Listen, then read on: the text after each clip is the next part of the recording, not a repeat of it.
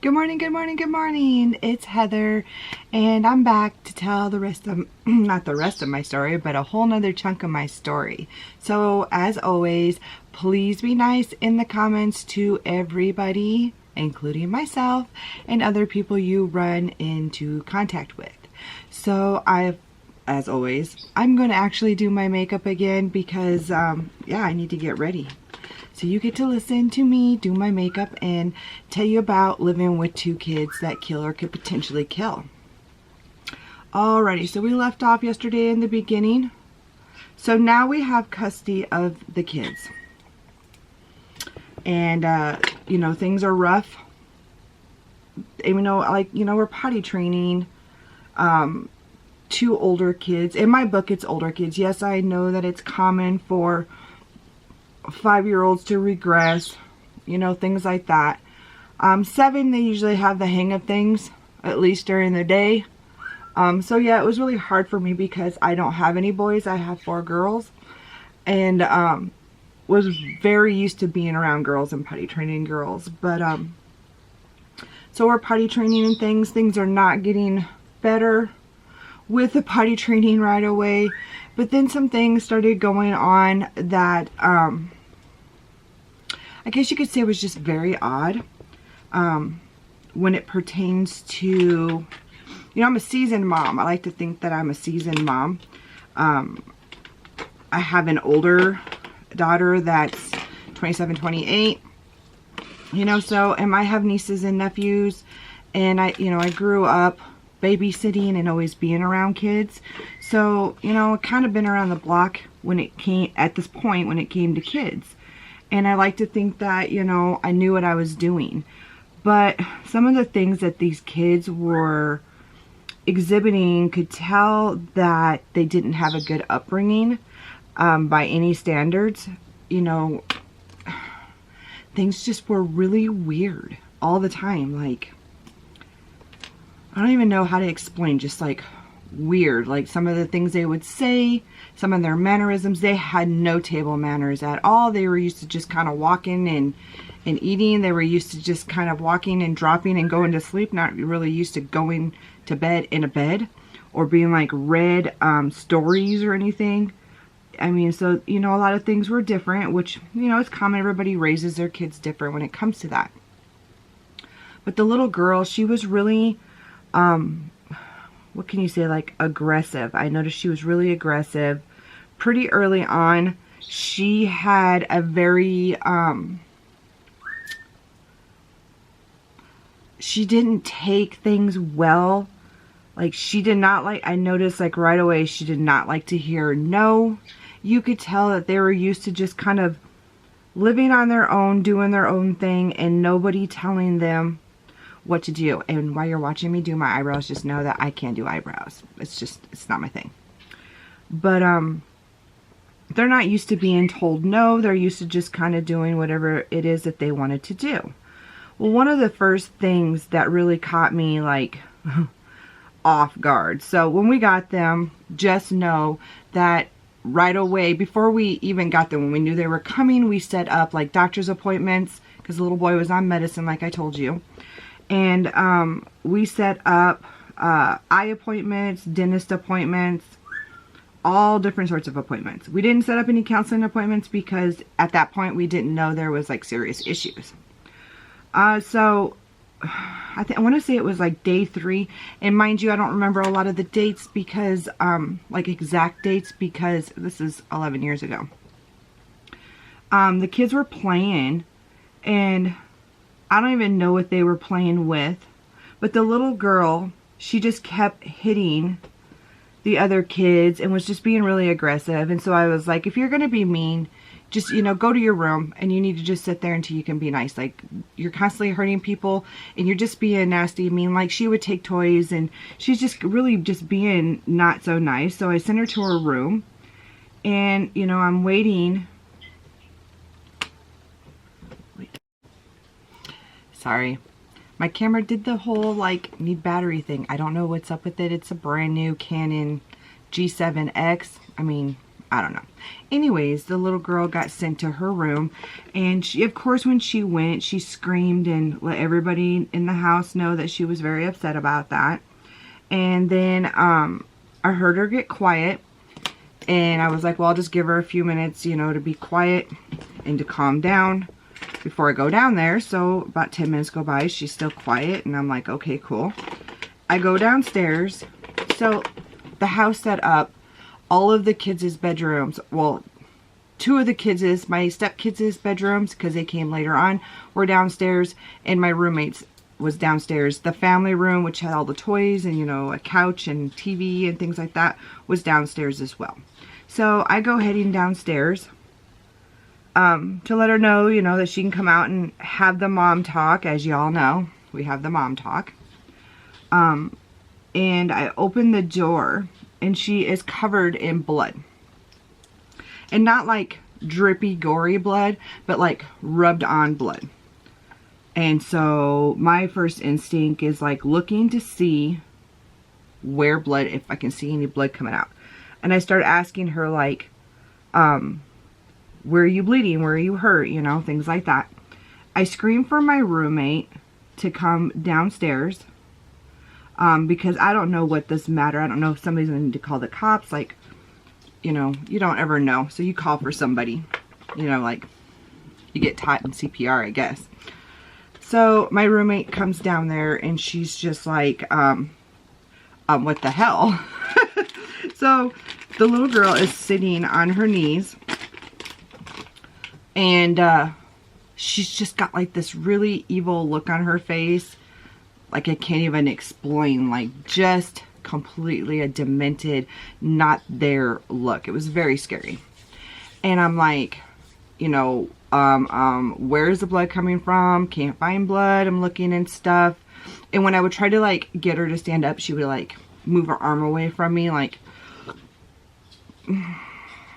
very aggressively.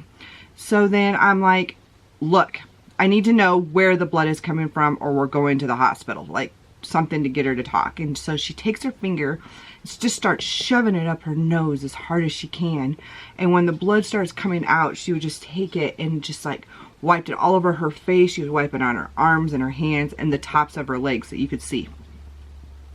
Yeah, that was like the first indication to me that problems were a lot more severe than what we even thought. So, you know, of course, I called my husband. He was out of town. He worked. So let me explain that too. My husband works in the oil field. He's always worked in the oil field since he was 18. That's all he knows. He would be gone a week on, week off, out of town. So he happened to be gone because he had taken so much time off for all these courts and stuff. He really just could not take any time off from work. But I called him, told him what happened, and he was like, what the fuck? You know, like, I don't even know what to say. Of course, he talked to her on the phone.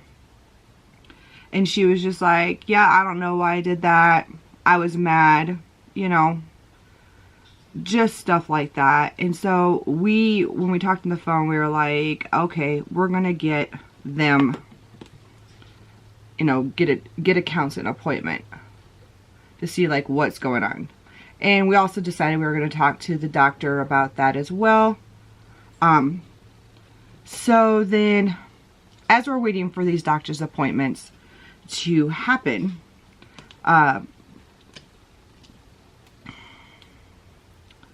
it's like, where do I go? There's so much like stuff. There's just things that were just so odd. The little boy,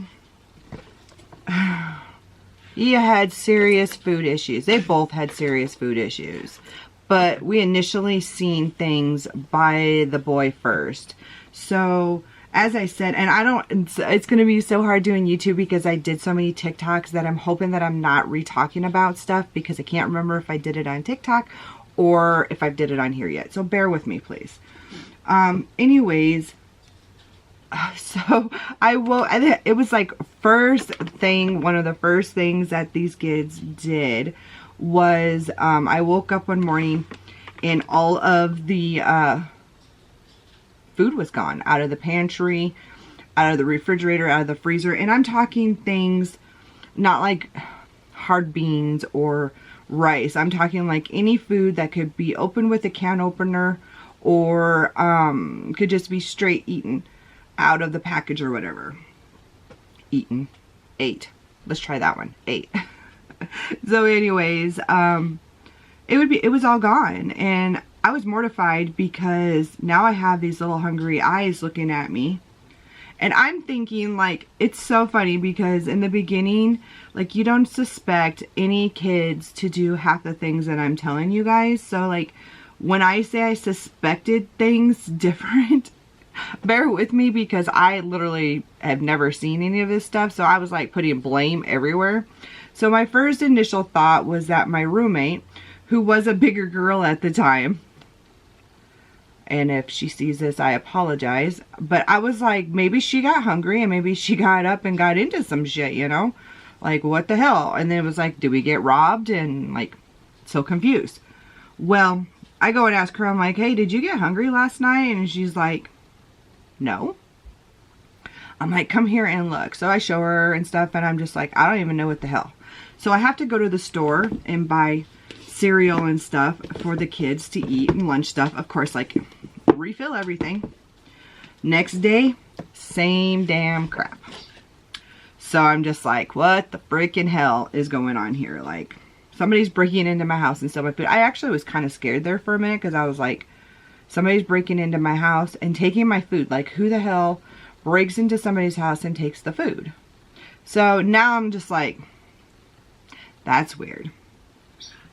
The next night, I am hyper vigilant at this point. I hear a noise. I go into we had a big walk-in pantry, so I go towards that. And lo and behold, there's my stepson sitting in there just eating everything in sight. Everything. So I'm like, hey bro, you can't do that. You know, if you're hungry, you need to come and wake me up. I will be happy to make you a sandwich or something, but you just cannot come in here and just eat everything in sight. You know, and he just kind of did the whole, yeah, right, you know. Like, I don't want you to talk to me about this kind of crap. So, next night, same damn thing. I met him actually at the steps before he got an option to even go in there. And I made him a sandwich. And and we talked and stuff, and he just was like, I'm still hungry after dinner. And I was like, hey, no problem. Like, we can have like a bedtime snack. We can make it a thing. So, of course, at the next night, I made, like midnight snacks is what we called it, even though it wasn't midnight. We, would sit down, all of us, and I would make them something, nutritious to eat before bed that I knew would be filling, peanut butter and crackers or whatever. Went to bed that night, and again, he woke up. I'm like, dude, what's the problem? Like, what is going on? And, are you hungry? What's going on? And he's just like, I'm so hungry after dinner. And I'm like, but we ate some stuff. Oh, yeah, I forgot. I'm not hungry. I forgot. Like, okay. So then, I want to say it was like the next Monday after we got them. And I'm not sure on this, but I want to say that's when we went to the regular doctor, the first doctor's appointment. We discussed it with the doctor, that he's always hungry and things like that. And I think it was in the doctor's appointment where he was like, yeah, my sister's always hungry too. She makes me get up and get her food. So we find out, like in this doctor's appointment, that he's going to get the food. He's bringing it down and they're both eating it. So it's like he's taking care of her sort of thing, or I don't even know. So then, I make it a habit of kind of staying awake later to kind of be there. It kept happening with the food. So I ended up having to put a hook and eye because there came points where I would just be too freaking tired to stay up all night to babysit what was going on. Sorry, I'm moving here. So I started, I put a hook and eye latch, and I just put it up high. And he would just eat everything out of the fridge. It just became where we just never, excuse me, I don't know what's up with me today.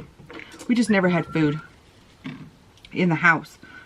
I mean, I was going to the store all the time and buying stuff, and it just seemed like I never had food in the house. Like, it was always being ate all the time.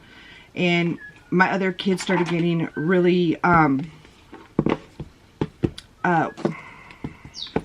like, they were becoming really hyper vigilant about not having food. They started getting like huge anxiety about it because, you know, they were now being affected by these kids, like, you know, when it came to like food. So they're starting to come up with some food issues because they were so worried. Like, they were talking about it with people, like, we wake up and there's no food. Like, they were discussing it with people, and it was very much embarrassing.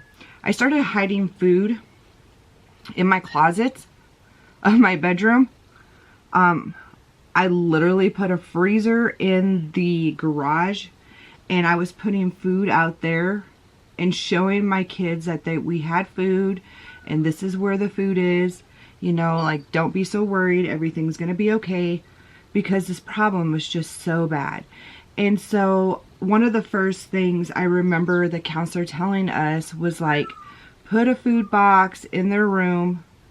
You know, this is going to curb the problem, because then they'll always have food and it'll be ready, available. And they found out in counseling that the kids were having to, when they were with mom, they were having to eat out of the dumpster. They were begging the neighbors for food. They were telling the school, which pisses me off that nobody called CPS, but the kids knew that they didn't have food at home. So the school was sending them home with like bags of food every day. And so, you know, this was their life. This is how they survived, was everybody feeding them. And if they had long school breaks, they would eat out of the dumpster. You know, that's just what they would do. That's how they knew how to just survive. And so I made up little boxes that I put in their room that I made sure wasn't things that would go bad. You know, because we don't need mice, for one. That was one thing I was worried about. But we don't want things to go bad in their room. And that didn't help at all. They would eat all of that food and still come upstairs to eat all of the food upstairs. And I was telling the counselor, I'm like, this is getting really expensive. Like, having to buy them food separately, then having to put food upstairs for the kids, all the kids, the family, and they're eating that too. And she's like, okay, we're not going to do the food in the rooms no more. That doesn't work. You know, and it just seemed like this food issue was like bad. Like, one time, and this is later on down the road when we ended up moving, but they were eating green hot dogs out of the dumpster.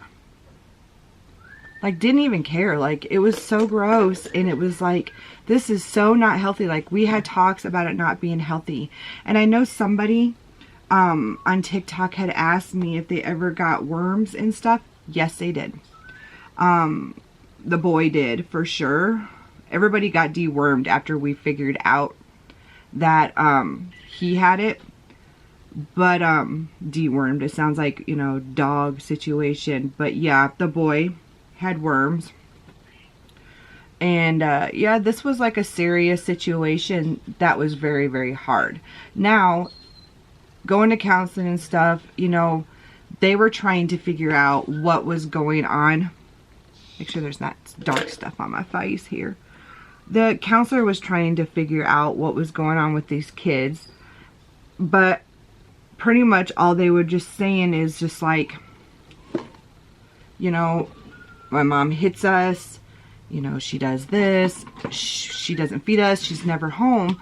But a lot of the things that were being told to the counselor was like, the little boy talked about one time he got into the shower to take a shower, and when he got out, his mom was gone. And he said that he was in the towel.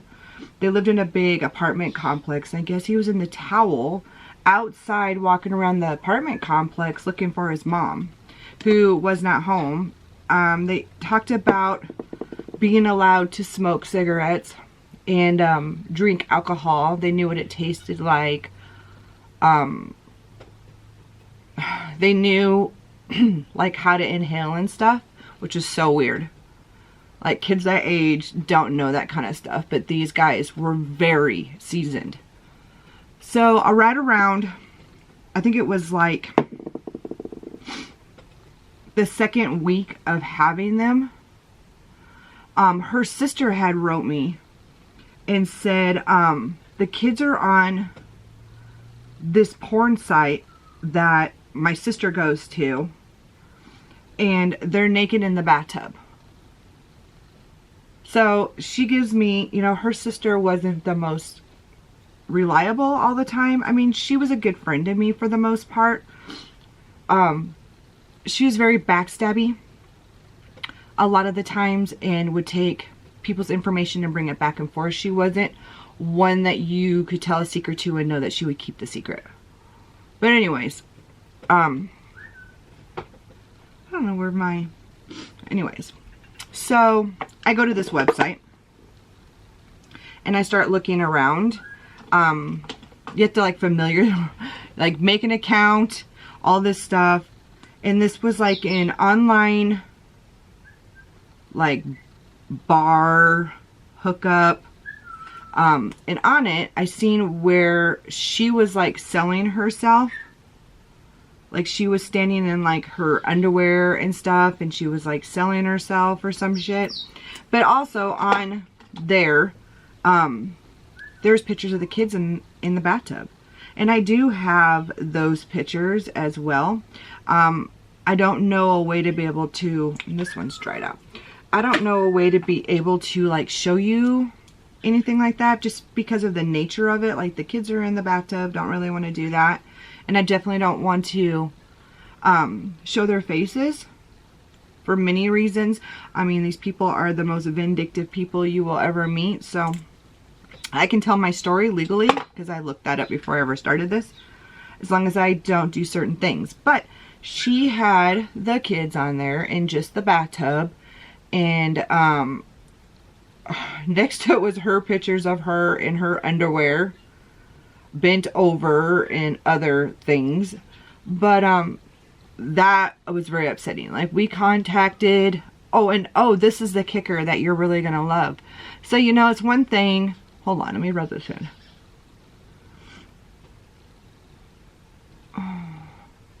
It's one thing to do things with your own damn kids, but on there as well, she had pictures of my kids. Not her kids, my kids. So I'm lividly fucking pissed. Excuse my French, but I am freaking pissed. And I'm like, I want those damn pictures off now. So I contacted the lawyer and stuff, and I was like, I want these pictures removed. Like, this is inappropriate. And they're like, there's nothing we can do.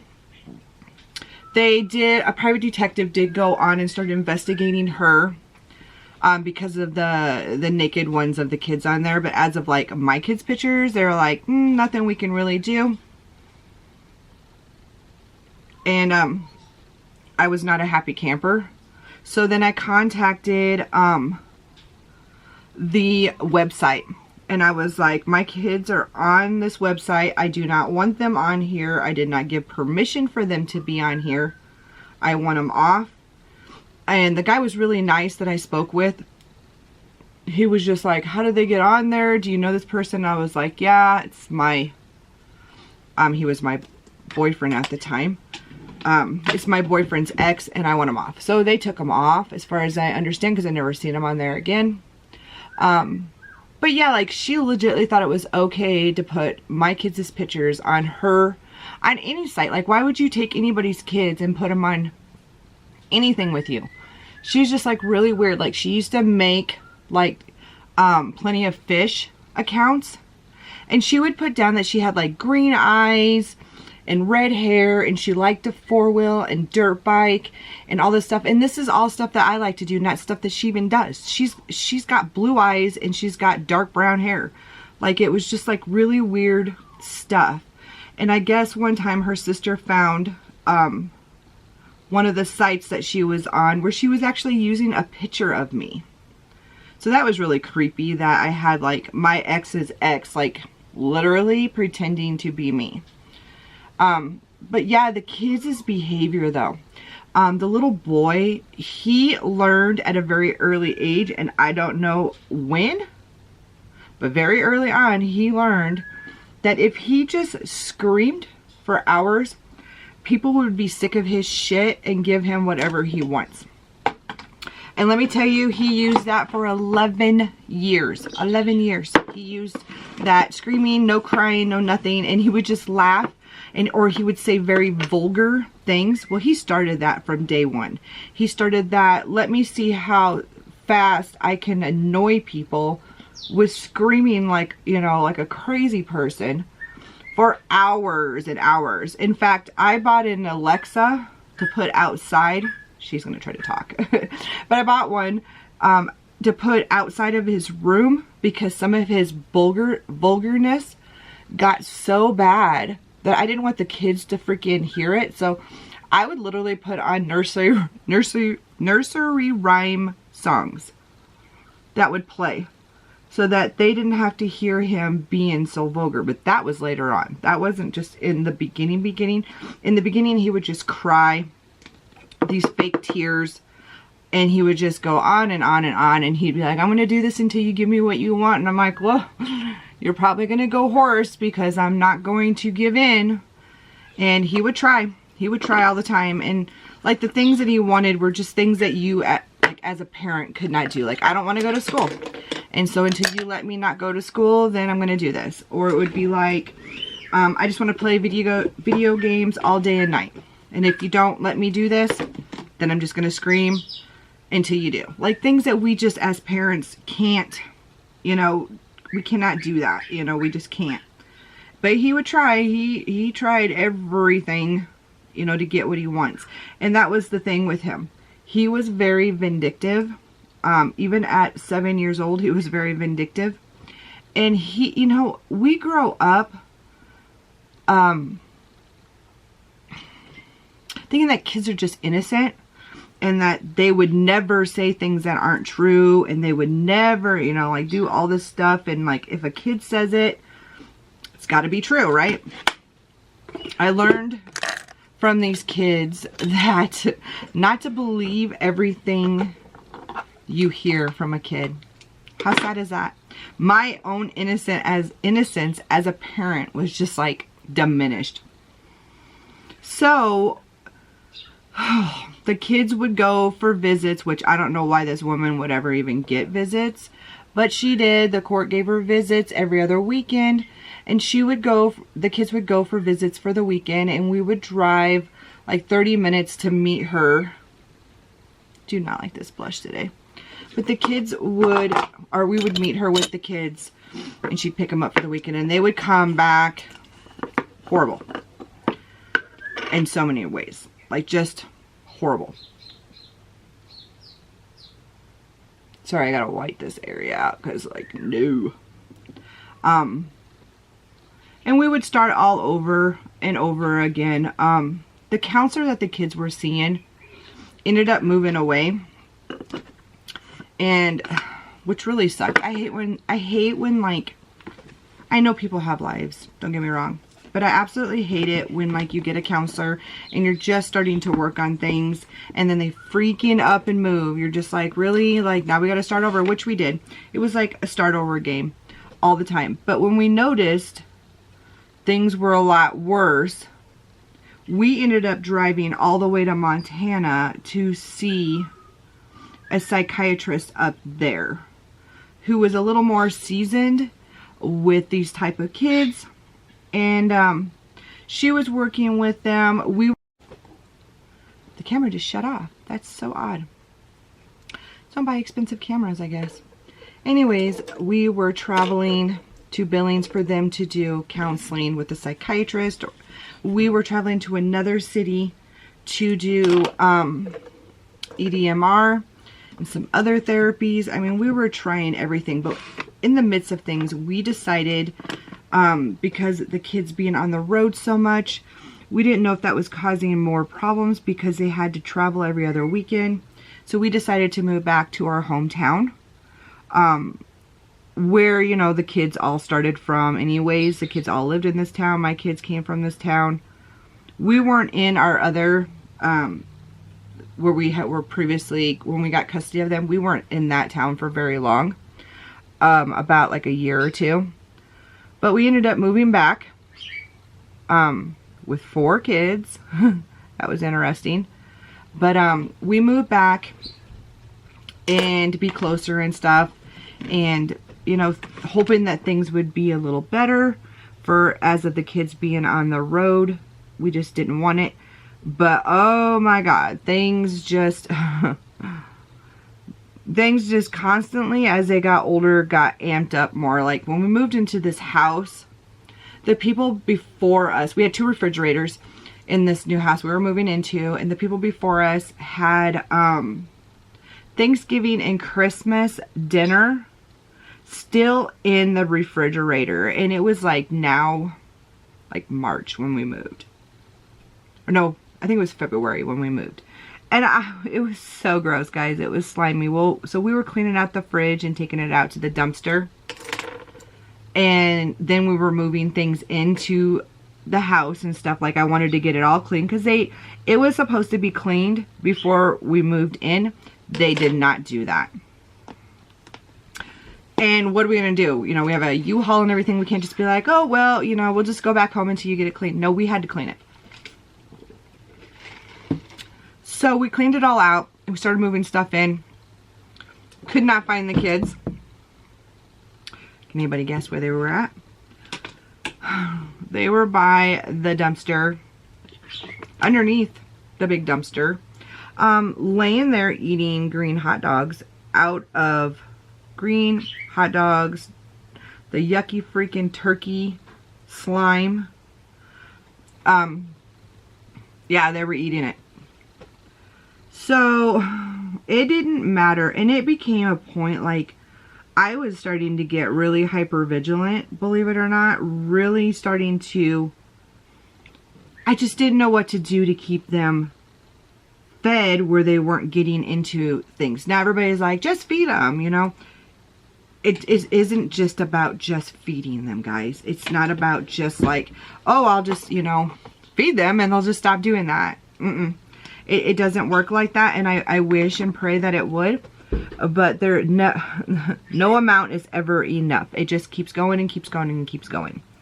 And no matter how much counseling we did, it did not help anything.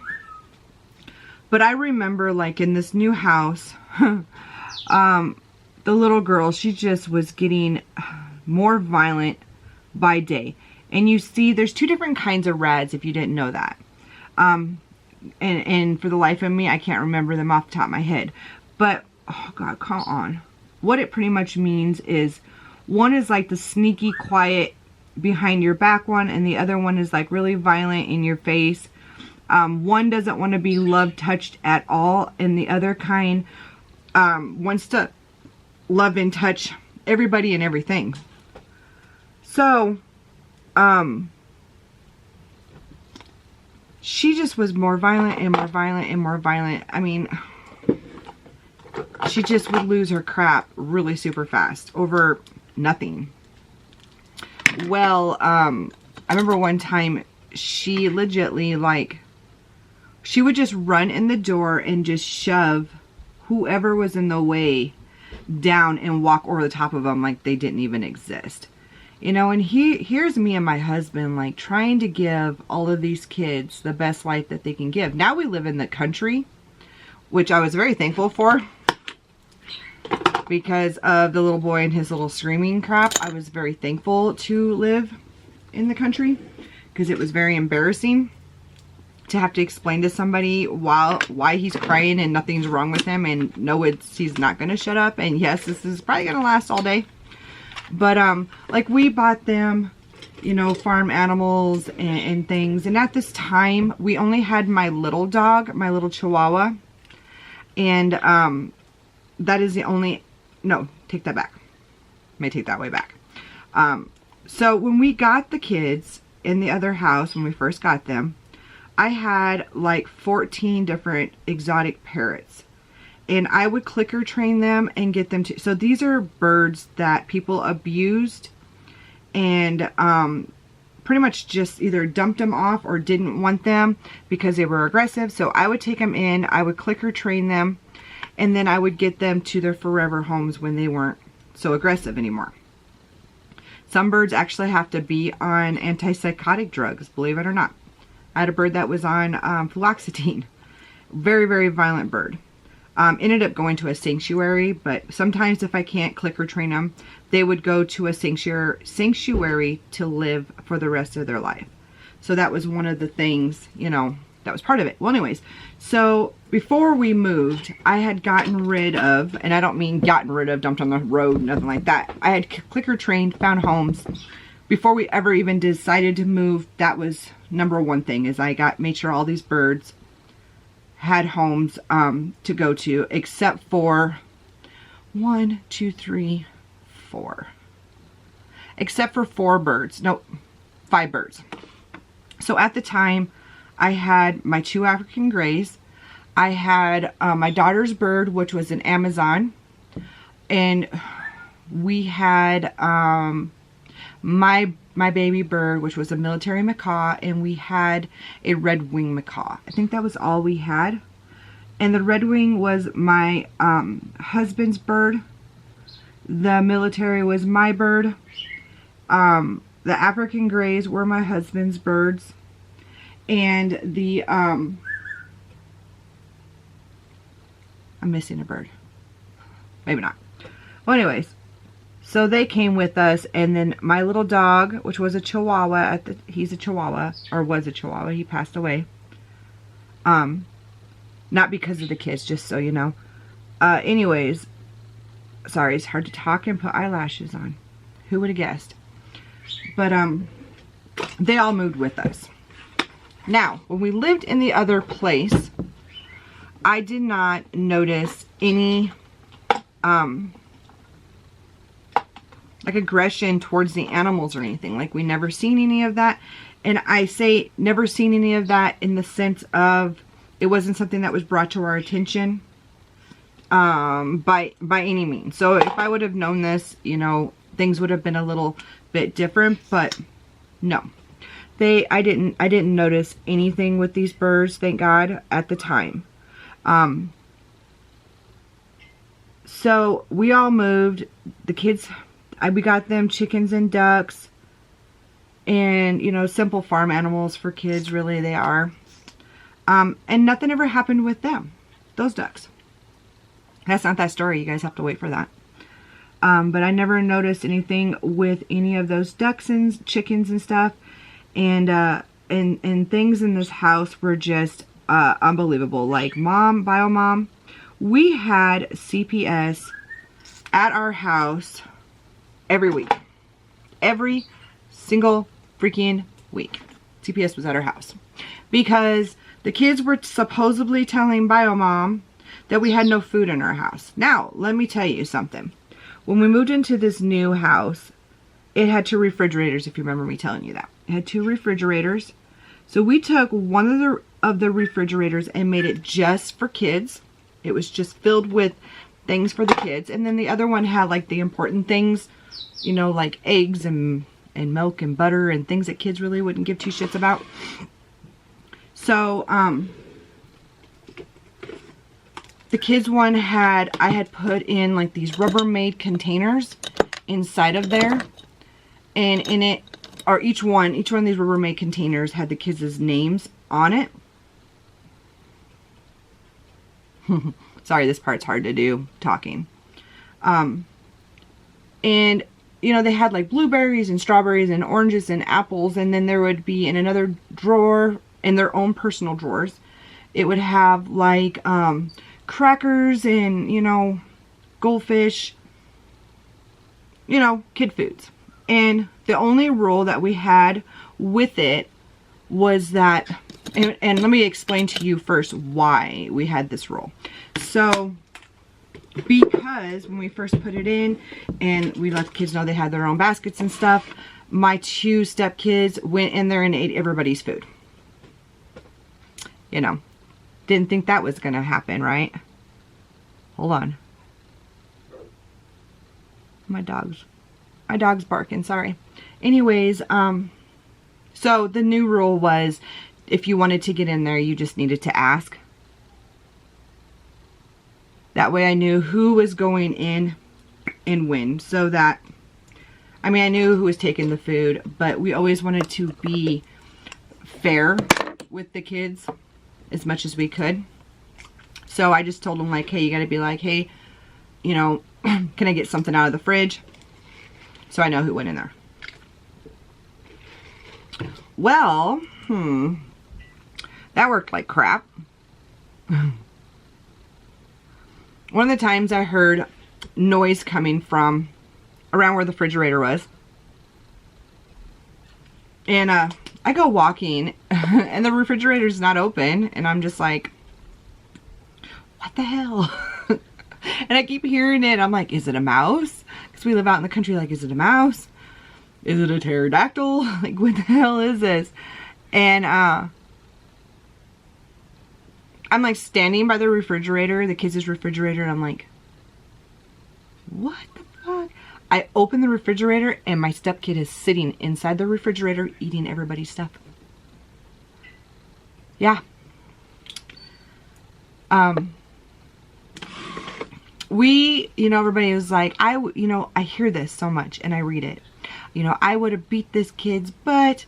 I would have kicked his ass. But, you know, you hear that. I'm just not that parent, guys. I'm not one that just thinks that beating a kid is going to make any sense. I am the grounder. And I think I'm going to sneeze. Gravy.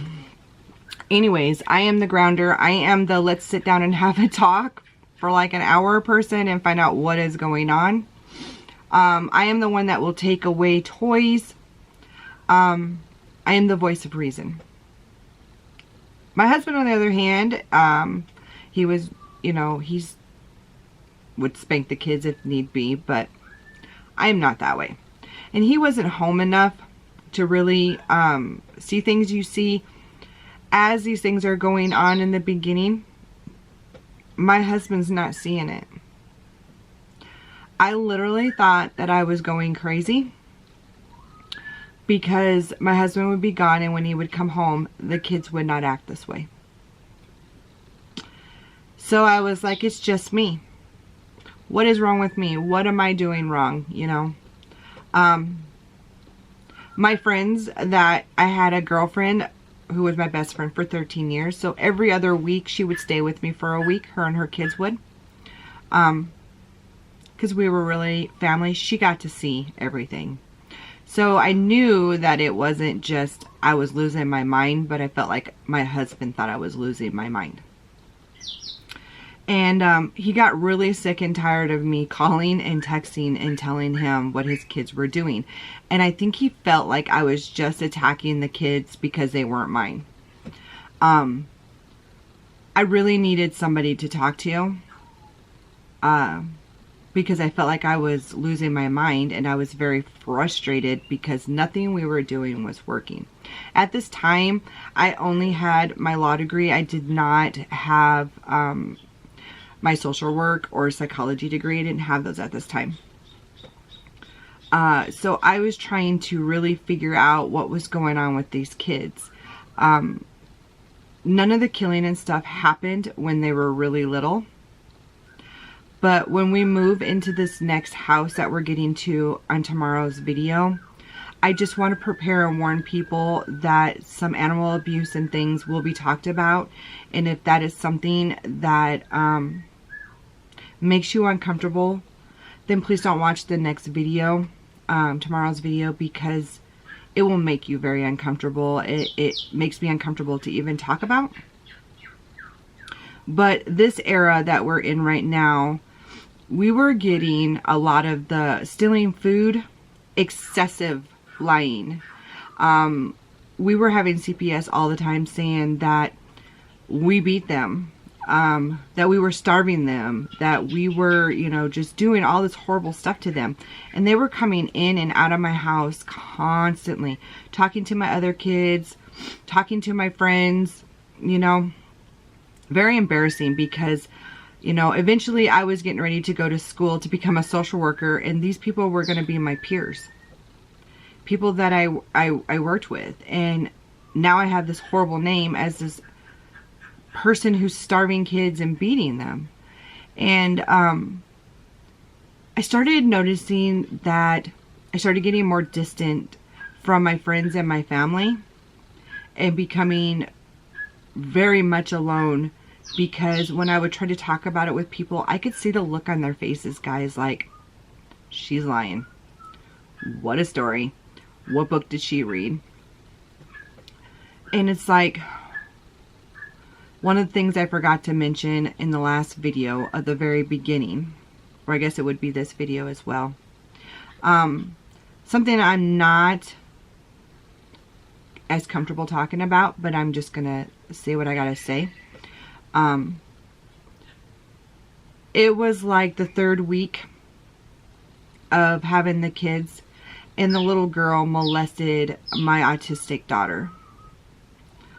And it's crazy to think how things can happen right under your nose, right behind your back. They were literally in the room playing. All of the kids were in there playing. The little boy wasn't. The three little girls were playing in my twins' bedroom. They were playing, you know, princess and stuff, and playing with the little kitchen sets and stuff that were, because they also had toys in their rooms.